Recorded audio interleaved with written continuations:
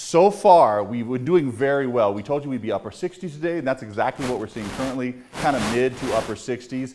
Notice we're not getting much in the way of wind at all either, and that's good because that won't last. We will definitely be putting some wind back into the picture. Look at our afternoon highs. This is what, so many areas that we've seen 90s in are now in the 70s, and areas that we saw 80s in. Just like yesterday, we're seeing them in the 60s, and that's where we're going to stand most of this week. But your 13 first alert is that temperatures are on the rise, and I'm actually going to up them for the coming week, and I'll show you that in the 7-day coming up. But take a look at the satellite picture at this point.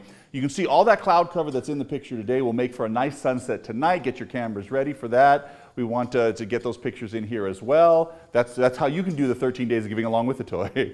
But notice any sort of moisture is down to the south of the valley, but we are getting some of the cloud cover from that. Now take a look at the next 7 days. We're going to be okay, but once again, your first alert is I've actually upped the temperatures for the coming weekend, and that means these 60s will lead to 70s, but then we'll lead back down to 50s. I'm not changing that. We know there's going to be a noticeable cool down come early next week, which will be ushered in by some wind as well. But for your weekend, if you're making weekend plans, it might be spectacular. It might add in a little cloud cover, but we're definitely keeping those temperatures on the warmer side rather than the cooler side, because that cool side will come for early next week. All right, back to you guys.